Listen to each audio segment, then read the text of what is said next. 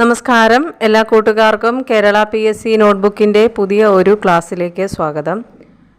ഇന്നത്തെ ക്ലാസ്സിൽ ഖാദി ബോർഡ് LDCയുടെ അടുത്ത സ്റ്റേജുകാർക്ക് വേണ്ടിയിട്ട് കേരളവും അതുപോലെ കേരള നവോത്ഥാനം ഇതുമായി ബന്ധപ്പെട്ട പ്രധാനപ്പെട്ട ചോദ്യങ്ങൾ, അതിനകത്ത് പ്രസ്താവന ചോദ്യങ്ങളും അല്ലാത്ത ചോദ്യങ്ങളും എല്ലാം ഉൾപ്പെടുത്തിക്കൊണ്ടുള്ള ഒരു ക്ലാസ്സാണ്.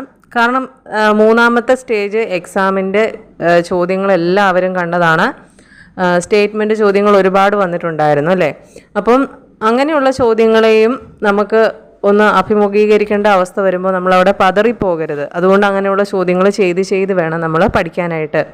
അപ്പോൾ അങ്ങനെയുള്ള കുറച്ച് ചോദ്യങ്ങളാണ് ഇന്ന് നമ്മൾ ഡിസ്കസ് ചെയ്യുന്നത്. ഓക്കെ, അപ്പോൾ അതുമായിട്ട് ബന്ധപ്പെട്ട റിലേറ്റഡ് ഫാക്ട്സും ഈ കൂടെ തന്നെ പറഞ്ഞു പോകുന്നതായിരിക്കും. അപ്പോൾ നമുക്ക് ആദ്യത്തെ ചോദ്യത്തിലേക്ക് കിടക്കാം. തെറ്റായ പ്രസ്താവന ഏത്? ഒന്നാമത്തേത്, മലയാളി മെമ്മോറിയലിന് നേതൃത്വം നൽകിയത് ബാരിസ്റ്റർ GP പിള്ളയാണ്. 2, അവിട്ടം തിരുനാളിനാണ് മലയാളി മെമ്മോറിയൽ സമർപ്പിച്ചത്. മലയാളി മെമ്മോറിയലിൽ ആദ്യം ഒപ്പുവെച്ചത് CV രാമൻ പിള്ളയാണ്.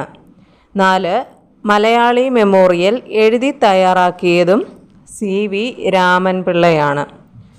ഓക്കെ, അപ്പോൾ ഇതിനകത്ത് തെറ്റായ പ്രസ്താവന ഏതൊക്കെയാണെന്നാണ് ചോദിച്ചിരിക്കുന്നത്.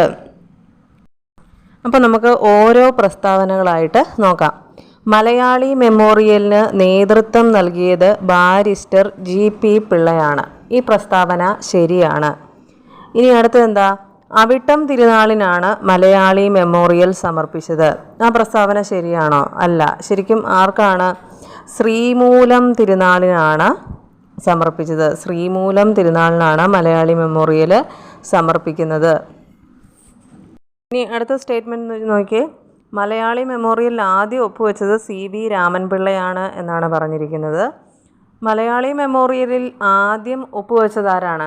KP ശങ്കരമേനോനാണ്. KP ശങ്കരമേനോനാണ് ആദ്യമായിട്ട് ഒപ്പുവെച്ചത്.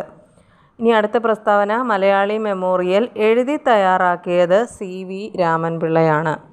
ആ ഒരു പ്രസ്താവന കറക്റ്റാണ്. മലയാളി മെമ്മോറിയൽ എഴുതി തയ്യാറാക്കിയത് CV രാമൻ പിള്ളയാണ്. അപ്പോൾ മലയാളി മെമ്മോറിയൽ ആദ്യം ഒപ്പുവെച്ചതാരാണ്? KP ശങ്കരമേനോനാണ്. രണ്ടാമതായിട്ട് ഒപ്പുവെച്ചത് GP പിള്ളയാണ്. മൂന്നാമത്തെ ഒപ്പുവെച്ചത് ഡോക്ടർ പൽപ്പുവാണ്. ഓക്കെ, അപ്പോൾ നമുക്ക് മലയാളി മെമ്മോറിയലിനെ പറ്റി ചെറുതായിട്ടൊന്ന് പഠിക്കാം. 1891 മലയാളി മെമ്മോറിയൽ സമർപ്പിക്കുന്നത്. ഈ മലയാളി മെമ്മോറിയലിന് നേതൃത്വം നൽകിയത് GP പിള്ള ആയിരുന്നു. അതുപോലെ ഈഴവ മെമ്മോറിയലിന് നേതൃത്വം നൽകിയത് ആരാണ്? അത് ഡോക്ടർ പൽപ്പുവാണ്. ഡോക്ടർ പൽപ്പുവിൻ്റെ നേതൃത്വത്തിലാണ് ഈഴവ മെമ്മോറിയൽ സമർപ്പിക്കുന്നത്. ഈ ഈഴവ മെമ്മോറിയലിൽ 13,176 പേരാണ് ഒപ്പുവെച്ചിരുന്നത്. ആദ്യമായിട്ട് സമർപ്പിച്ചത് ശ്രീമൂലം തിരുനാളിനാണ്. ഡേറ്റ് ചോദിക്കാറുണ്ട്. 1896 സെപ്റ്റംബർ 3 ഇത് സമർപ്പിച്ചത്. രണ്ടാം ഈഴവ മെമ്മോറിയൽ ശ്രീമൂലം തിരുനാളിന് സമർപ്പിച്ചെങ്കിലും അതിനകത്ത് പ്രത്യേകിച്ച് കാര്യമൊന്നും ഉണ്ടായില്ല. അതുകൊണ്ടാണ് വീണ്ടും 1900 കഴ്സൺ പ്രഭുവിനാണ് രണ്ടാം ഈഴവ മെമ്മോറിയൽ സമർപ്പിക്കുന്നത്. കാരണം കഴ്സൺ പ്രഭു കേരളം സന്ദർശിച്ച ആ സമയത്താണ് അദ്ദേഹം ആലപ്പുഴയെ കിഴക്കിൻ്റെ വെനീസ് എന്ന് വിശേഷിപ്പിക്കുന്നത്. ആ ഒരു സമയത്താണ് ഇദ്ദേഹത്തിന് നമ്മൾ രണ്ടാം ഈഴവ മെമ്മോറിയൽ സമർപ്പിച്ചതും എന്നും ഓർത്തിരിക്കുക. അപ്പോൾ ഡോക്ടർ പൽപ്പു ആണ് ഈഴവ മെമ്മോറിയലിന് നേതൃത്വം നൽകിയത്.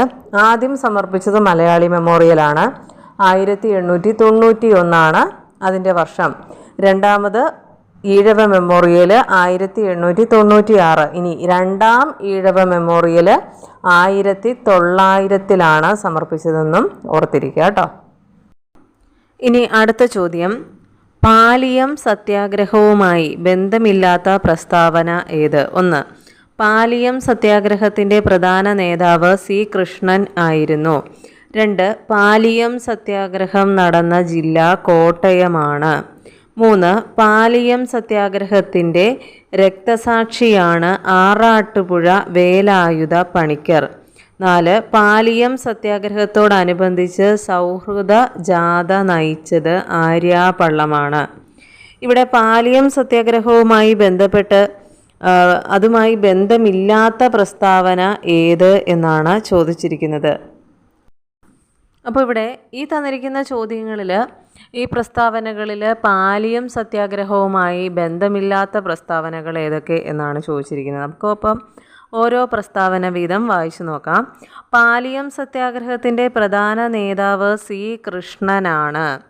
തെറ്റല്ലേ? തളി റോഡ് സമരത്തിൻ്റെ പ്രധാന നേതാവാണ് സി കൃഷ്ണൻ എന്ന് പറയുന്നത്. അപ്പം പാലിയം സത്യാഗ്രഹത്തിൻ്റെ പ്രധാന നേതാവ് ആരാണ്? സി കേശവനാണ്. രണ്ടും സിയിലാണ് തുടങ്ങുന്നത്. എന്നാൽ തളി റോഡ് സമരത്തിൻ്റേതാണ് സി കൃഷ്ണൻ. സി കേശവനാണ് പാലിയം സത്യാഗ്രഹത്തിൻ്റെ പ്രധാന നേതാവ്. രണ്ടാമത്തേത്, പാലിയം സത്യാഗ്രഹം നടന്ന ജില്ല കോട്ടയമാണ്. അതും തെറ്റാണ്. എറണാകുളം ജില്ലയിലാണ് പാലിയം സത്യാഗ്രഹം നടന്നത്. ഇനി മൂന്നാമത്തേത്, പാലിയം സത്യാഗ്രഹത്തിൻ്റെ രക്തസാക്ഷിയാണ് ആറാട്ടുപുഴ വേലായുധ പണിക്കർ. അതും തെറ്റാണ്. ആറാട്ടുപുഴ വേലായുധ പണിക്കറല്ല, എ ജി വേലായുധനാണ് പാലിയം സത്യാഗ്രഹത്തിൻ്റെ രക്തസാക്ഷി. എന്നാൽ ആറാട്ടുപുഴ വേലായുധ പണിക്കർ ആരാണ്? അച്ചിപ്പുടവ സമരം, മൂക്കൂത്തി സമരം ഇതൊക്കെയായിട്ട് ബന്ധപ്പെട്ട നവോത്ഥാന നായകനാണ്. അതുപോലെ തന്നെ കേരള നവോത്ഥാനത്തിലെ ആദ്യ രക്തസാക്ഷി എന്നറിയപ്പെടുന്നതും ഈ നമ്മുടെ ആറാട്ടുപുഴ വേലായുധ പണിക്കറാണ്. ഓക്കെ, ഇനി അടുത്ത സ്റ്റേറ്റ്മെൻറ്റ് എന്താ? പാലിയം സത്യാഗ്രഹത്തോടനുബന്ധിച്ച് സൗഹൃദ ജാഥ നയിച്ചത് ആര്യാപള്ളമാണെന്ന് പറഞ്ഞിട്ടുണ്ട്. എന്നാൽ ഈ സത്യാഗ്രഹത്തോടനുബന്ധിച്ച് സൗഹൃദ ജാഥ നയിച്ചത് കെ കെ കൗസല്യ എന്ന ഒരു ലേഡിയാണ്. കെ കെ കൗസല്യാണ് ഇവിടെ കറക്റ്റായിട്ടുള്ള ആൻസർ. എന്നാൽ ആര്യാപള്ളവും ഈ ഒരു സത്യാഗ്രഹത്തിൽ പങ്കെടുത്തിരുന്നു. ഓക്കെ, അപ്പോൾ ഇതിനകത്ത് നേതൃത്വം നൽകിയ പ്രധാന വനിതകളായിരുന്നു രമതമ്പുരാട്ടിയും ആര്യാപള്ളവുമൊക്കെ. എന്നാൽ ഈ പാലിയം സത്യാഗ്രഹത്തോടനുബന്ധിച്ച് സൗഹൃദ ജാഥ നയിച്ചത് കെ കെ കൗസല്യ എന്ന ഒരു ആളാണ്. ഓക്കെ, ഇനി ഈ പാലിയം സത്യാഗ്രഹവുമായി ബന്ധപ്പെട്ട് നമ്മളോട് ചോദിക്കാറുണ്ട്, സ്വാതന്ത്ര്യാനന്തരം കേരളത്തിൽ നടന്ന ആദ്യ സത്യാഗ്രഹം ഏതെന്ന് ചോദിച്ചാൽ പാലിയം സത്യാഗ്രഹമാണ്. ഇത് നടന്നത് 1947 1947. അതായത് പാലിയം സത്യാഗ്രഹത്തോടനുബന്ധിച്ച് 1947 ഡിസംബർ 22 സ്ത്രീകളും സത്യാഗ്രഹം തുടങ്ങി. ഓക്കെ, അപ്പം മലയാള മനോരമയിലാണിത് പ്രസിദ്ധീകരിച്ചത്. അപ്പം സ്വാതന്ത്ര്യാനന്തരം കേരളത്തിൽ നടന്ന ആദ്യ സത്യാഗ്രഹമാണ് പാലിയം സത്യാഗ്രഹം. ഇനി ഈ പാലിയം സത്യാഗ്രഹം നടന്നത് എന്തിനു വേണ്ടി ആയിരുന്നു എന്ന് ചോദിച്ചാൽ, പാലിയം എന്ന ക്ഷേത്രത്തിന് മുൻപിലുള്ള ചേന്ദമംഗലം റോഡ് വഴിയുള്ള സഞ്ചാര സ്വാതന്ത്ര്യം അഹിന്ദുക്കൾക്കും താഴ്ന്ന ജാതിക്കാർക്കും ലഭിക്കുന്നതിന് വേണ്ടി നടത്തിയ സമരമാണ് പാലിയം സത്യാഗ്രഹം. അപ്പോൾ സഞ്ചാര സ്വാതന്ത്ര്യത്തിന് വേണ്ടിയിട്ട് നടത്തിയ സമരമാണ് പാലിയം സത്യാഗ്രഹം എന്നുള്ളത് ഓർത്തിരിക്കുക. ഓക്കെ, അപ്പോൾ നമുക്കിനി അടുത്ത ചോദ്യത്തിലേക്ക് പോകാം. തെറ്റായ ജോഡി കണ്ടെത്തുക. 1. ഈഴവ മെമ്മോറിയൽ ഡോക്ടർ പൽപ്പു, പെരിനാട് ലഹള പണ്ഡിറ്റ് കറുപ്പൻ. 3. കുറിച്യർ ലഹള Raman Nambi, Keezhariyur bomb case K P Kesava Menon. ഇതിനകത്ത് തെറ്റായ ജോഡി ഏതൊക്കെയാണെന്നാണ് ചോദിച്ചിരിക്കുന്നത്. നമുക്കപ്പോൾ ഓരോ ജോഡി വെച്ച് നോക്കാം. Ezhava memorial doctor Palpu correct ആണല്ലേ. ഈഴവ മെമ്മോറിയലിന് നേതൃത്വം നൽകിയത് ഡോക്ടർ പൽപ്പു ആണ്. പെരിനാട് ലഹള പണ്ഡിറ്റ് കറുപ്പൻ, അത് തെറ്റാണ്. പെരിനാട് ലഹള നമ്മുടെ അയ്യങ്കാളിയുമൊക്കെ ആയിട്ട് ബന്ധപ്പെട്ടതാണ്. കുറിച്യർ ലഹള രാമൻ നമ്പി, അത് കറക്റ്റാണ്. അടുത്തത് കീഴരിയൂർ ബോംബ് കേസ് ഏതാണ്? കെ പി കേശവമേനോൻ എന്നാണ് തന്നിരിക്കുന്നത്. ശരിക്കും എന്താ? കെ ബി മേനോനാണ്. കെ ബി മേനോനുമായി ബന്ധപ്പെട്ടതാണ് കീഴരിയൂർ ബോംബ് കേസ്. ഈ കീഴരിയൂർ ബോംബ് കേസിനെ പറ്റി PSC ചോദിക്കുന്ന മറ്റൊരു ചോദ്യമാണ്, ക്വിറ്റ് ഇന്ത്യ സമരവുമായി ബന്ധപ്പെട്ട് കേരളത്തിൽ നടന്ന പ്രധാന സംഭവം എന്ന് പറഞ്ഞ് ചോദിക്കാറുണ്ട്. അതും കീഴരിയൂർ ബോംബ് കേസാണ്. Keezhariyur bomb case. ഇനി നമുക്ക് അടുത്ത ഒരു ചോദ്യത്തിലേക്ക് പോകാം. എന്താണ് താഴെ തന്നിരിക്കുന്നവയെ കാലഗണനാ ക്രമത്തിൽ ക്രമീകരിക്കുക എന്നാണ് പറഞ്ഞിരിക്കുന്നത്. 1 ഗുരുവായൂർ സത്യാഗ്രഹം, 2 ചാന്നാർ ലഹള, 3 മലയാളി മെമ്മോറിയൽ, 4 നിവർത്തന പ്രക്ഷോഭം. ഇതിനെ കാലഗണനാ ക്രമത്തിൽ ക്രമീകരിക്കാനാണ് പറഞ്ഞിരിക്കുന്നത്. നമുക്ക് ഓരോന്നിൻ്റെയും വർഷങ്ങളൊന്ന് നോക്കാം. ഗുരുവായൂർ സത്യാഗ്രഹം നടന്നത് എന്നാണ്? 1931 അല്ലേ? ചാന്നാർ ലഹളയോ 1859 ചാന്നാർ ലഹള. മലയാളി മെമ്മോറിയൽ എന്ന 1891 മലയാളി മെമ്മോറിയൽ. നിവർത്തന പ്രക്ഷോഭം നടന്നതോ 1932. അപ്പോൾ നമുക്കിതിനെ എങ്ങനെ ക്രമീകരിക്കാം? ആദ്യം വരുന്നത് ഏതാണ്? ചാന്നാർ ലഹളയാണല്ലേ, 1859. ഇനി അടുത്തതായിട്ട് വരുന്നത് 1891 വരുന്ന മലയാളി മെമ്മോറിയലാണ്. അതിനുശേഷമാണ് ഗുരുവായൂർ സത്യാഗ്രഹം വരുന്നത്. ഏറ്റവും ലാസ്റ്റാണ് നിവർത്തന പ്രക്ഷോഭം. 1932 നിവർത്തന പ്രക്ഷോഭം നടന്നത്. അപ്പോൾ ഇങ്ങനെയുള്ള കാലഗണനാ ക്രമം സാധാരണ ചോദിക്കാറുണ്ട്. അത് നന്നായിട്ടൊന്ന് പഠിച്ചു വച്ചേക്കുക. ഇനി അടുത്തത് ചേരുംപടി ചേർക്കുക എന്നുള്ള രീതിയിൽ വരുന്ന ചോദ്യമാണ്. നമുക്ക് നോക്കാം. 1 SNDP, അതുപോലെ പ്രത്യക്ഷ രക്ഷാ ദൈവസഭ, യോഗക്ഷേമ സഭ, കേരള പുലയ മഹാസഭ. അപ്പോൾ ഇതിന് ബി കോളത്തിൽ തന്നിരിക്കുന്നത് സാധുജന പരിപാലിനി, നയലഭം, യോഗനാഥം, മംഗളോദയം, ആദിയാർ ദീപം.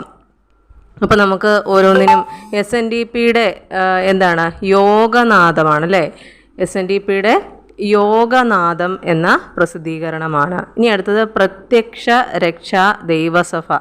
പ്രത്യക്ഷ രക്ഷാ ദൈവസഭയുടേത് ഏതാണ്? ആദിയാർ ദീപം. ആദിയാർ ദീപം എന്നുള്ളതാണ് പ്രത്യക്ഷ രക്ഷാ ദൈവസഭയുമായി ബന്ധപ്പെട്ടത്. ഇനി മൂന്നാമത്തേത് യോഗക്ഷേമ സഭ.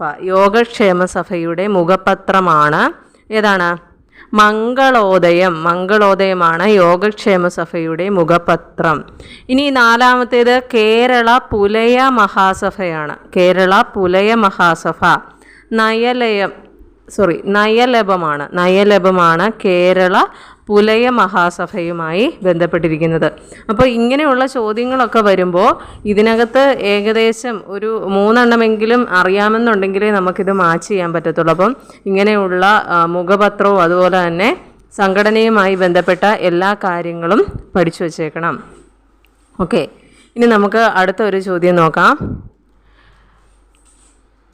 ഇനി അടുത്തതും ശരിയായ ജോഡി അല്ലെങ്കിൽ അനുയോജ്യമായവ അങ്ങോട്ടും ഇങ്ങോട്ടും യോജിപ്പിക്കാനുള്ള ഒരു ചോദ്യമാണ്.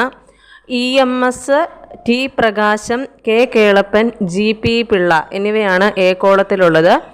ബി കോളത്തിൽ 1.25 കോടി മലയാളികൾ, ഉപ്പു നിയമം, മലയാളി മെമ്മോറിയൽ, ആന്ധ്ര കേസരി എന്നിവയാണ്. അപ്പോൾ EMSുമായി ബന്ധപ്പെട്ടത് ഇതിനകത്ത് ഏതാണ്? ഉപ്പു നിയമം, മലയാളി മെമ്മോറിയൽ, ആന്ധ്ര കേസരി, 1.25 കോടി മലയാളികൾ. EMSന്റെ ഒരു രചനയാണ് 1.25 കോടി മലയാളികൾ. ഇനി അടുത്തത് T പ്രകാശമാണ്. T പ്രകാശം അറിയപ്പെടുന്നത് എന്താണ്? ആന്ധ്ര കേസരി എന്ന് അറിയപ്പെടുന്നു. അടുത്തത് K കേളപ്പൻ. K കേളപ്പൻ കേരള ഗാന്ധി എന്നറിയപ്പെടുന്നു. അപ്പോൾ അദ്ദേഹം ഉപ്പ് സത്യാഗ്രഹവുമായി ബന്ധപ്പെട്ടാണ്. അപ്പോൾ ഉപ്പു നിയമം എന്നുള്ളതാണ് K കേളപ്പനുമായി യോജിച്ചത്. അടുത്തത് GP പിള്ളയാണ്. GP പിള്ള മലയാളി മെമ്മോറിയലുമായി ബന്ധപ്പെട്ടിരിക്കുന്നു. ഓക്കെ, അപ്പം ഇങ്ങനെയുള്ള ചോദ്യങ്ങളൊക്കെയാണ് ഇപ്പം പരീക്ഷകളിൽ സാധാരണയായി വരുന്നത്. അപ്പം നമുക്ക് കേരള നവോത്ഥാനത്തിലും അതുപോലെ കേരള ചരിത്രത്തിലും എല്ലാ ഫാക്ട്സും ഇമ്പോർട്ടൻ്റ് ആണ്. എല്ലാം നമ്മൾ ഓരോ ഫാക്ട്സും അരിച്ചു പിറക്കി പഠിച്ചിട്ട് വേണം പരീക്ഷയ്ക്ക് പോകാൻ. കാരണം സ്റ്റേറ്റ്മെൻറ്റ് ചോദ്യങ്ങൾ ഇപ്പോൾ ഈ രീതിയിലാണ് വരുന്നത്. അപ്പോൾ ഇന്നിങ്ങനെ ഒരു ചെറിയ ക്ലാസ് ഒരു ഇൻട്രൊഡക്ഷനായിട്ട് തന്നാണ്. അപ്പോൾ ഇങ്ങനത്തെ ക്ലാസ് നിങ്ങൾക്ക് ഇനിയും വേണം താല്പര്യമുള്ളവർ ഉറപ്പായിട്ടും കമൻറ്റ് ചെയ്യുക. അടുത്ത ക്ലാസ് നമുക്കപ്പം ഈ രീതിയിൽ കുറച്ച് ടോപ്പിക്കുകളൊക്കെ ചെയ്യാം. ഓക്കെ, അപ്പം അതുപോലെ നമ്മുടെ ടെലഗ്രാം ചാനൽ ജോയിൻ ചെയ്തിട്ടില്ലാത്തവർ ഉറപ്പായിട്ടും ജോയിൻ ചെയ്യുക. നിങ്ങൾക്ക് ഡെയിലി കറണ്ട് അഫെയർ അപ്ഡേറ്റ്സ് വേണമെന്നുള്ളവർ ഉറപ്പായിട്ടും ജോയിൻ ചെയ്യുക. നിങ്ങൾക്ക് ഇമ്പോർട്ടൻ്റ് ആയിട്ടുള്ള കറണ്ട് അഫയേഴ്സ് ഉറപ്പായിട്ടും 2 ദിവസം കൂടുമ്പോൾ നിങ്ങൾക്ക് ആ ടെലഗ്രാം ചാനലിൽ ലഭിച്ചിരിക്കും. അതുപോലെ LDCയുടെ മെയിൻ പരീക്ഷ സമയത്തേക്ക് നമ്മളൊരു ഡെയിലി ടൈം ടേബിൾ വെച്ചൊരു ക്ലാസ് സ്റ്റാർട്ട് ചെയ്യാൻ തുടങ്ങുന്നുണ്ട്. അപ്പോൾ താല്പര്യമുള്ളവരൊക്കെ ടെലഗ്രാം ചാനലിൽ ജോയിൻ ചെയ്യുക. ചെറിയൊരു ചാനലാണ്, തുടങ്ങിയിട്ടേ ഉള്ളൂ. അപ്പോൾ കുറച്ച് മെമ്പേഴ്സേ ഉള്ളൂ. നിങ്ങൾക്ക് താല്പര്യമുള്ളവർ മാത്രം ജോയിൻ ചെയ്യുക. അതുപോലെ ചാനൽ സബ്സ്ക്രൈബ് ചെയ്തിട്ടില്ലാത്തവർ ക്ലാസ് കണ്ടിട്ട് നിങ്ങൾക്ക് ഉപകാരപ്രദമാകുന്നു എന്ന് തോന്നുവാണെങ്കിൽ ഒന്ന് സബ്സ്ക്രൈബ് ചെയ്ത് സപ്പോർട്ട് ചെയ്യുക കേട്ടോ. ഓക്കെ, അപ്പോൾ അടുത്ത ക്ലാസ്സിൽ വേറൊരു ടോപ്പിക്കുമായിട്ട് വീണ്ടും കാണാം. താങ്ക്